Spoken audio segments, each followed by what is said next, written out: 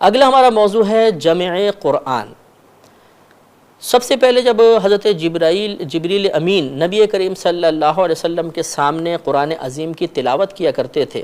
تو نبی کریم صلی اللہ علیہ وسلم اسے حفظ کرنے کے لیے، یاد کرنے کے لیے ساتھ ساتھ دہراتے تھے۔ اس طرح آپ کی توجہ دو جانب مبذول ہو جاتی تھی، ایک سننے کی طرف اور ایک دہرانے کی طرف۔ اللہ تبارک و تعالی نے آپ کو اس سے منع فرمایا اور آپ کو یہ تسلی دی کہ آپ فقط سنیے، اس کو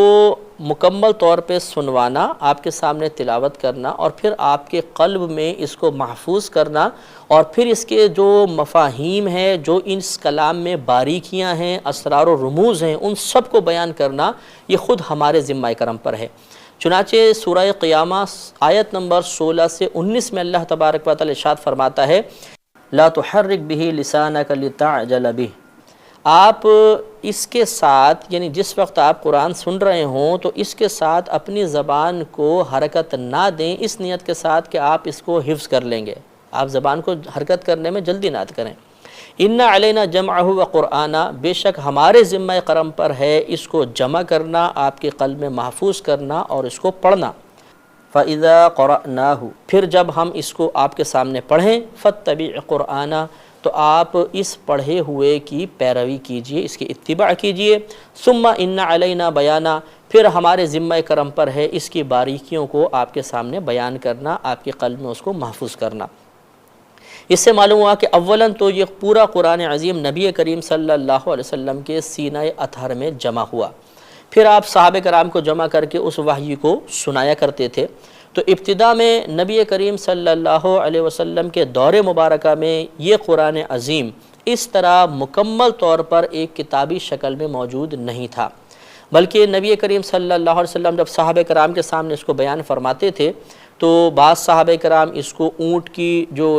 پسلی کی ہڈیاں ہوتی تھیں صاف، اس کے اوپر لکھ لیا کرتے تھے، کوئی کھال پر لکھ لیتا تھا، کوئی کپڑوں کے ٹکڑوں پر لکھ لیا کرتے تھے، کوئی پتھر پر لکھ لیا کرتا تھا،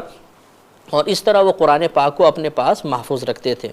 تو ویسے بھی نبی کریم صلی اللہ علیہ وسلم کی بارگاہ میں کاتب وحی صحابہ ہوا کرتے تھے جو باقاعدہ آپ کی کتابت جو وحی ہوتی تھی اس کو لکھا کرتے تھے۔ ڈاکٹر وہبہ زحیلی صاحب تفسیر منیر جلد 1 صفحہ 21 میں لکھتے ہیں کہ صحابہ کرام نبی کریم صلی اللہ علیہ وسلم سے قرآن سن کر لکھ لیا کرتے تھے۔ پھر آپ فرماتے ہیں کہ یہ مشہور ہے کہ 25 کاتبان وحی تھے جو صحابہ تھے جو نبی کریم سے قرآن سن کر لکھا کرتے تھے، لیکن یہ کہتے ہیں کہ ہماری تحقیق یہ ہے کہ تقریباً 60 کے قریب صحابہ کرام ایسے تھے جو باقاعدہ نبی کریم صلی اللہ علیہ وسلم کی وحی کو لکھا کرتے تھے،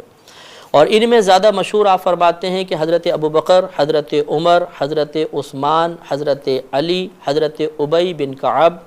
حضرت زید بن ثابت، حضرت معاویہ بن ابی سفیان، حضرت یزید بن ابی سفیان، حضرت مغیرہ بن شعبہ، حضرت زبیر بن عوام اور حضرت خالد بن ولید رضی اللہ تعالی عنہم ہیں۔ یہ مشہور 60 کے اندر یہ مشہور صحابہ ہیں جو باقاعدہ قرآن عظیم کو نبی کریم کے دور میں لکھا کرتے تھے، لیکن بات وہی تھی کہ کوئی ایک کتابی شکل میں اس کو نہیں لکھا جاتا تھا۔ اب چونکہ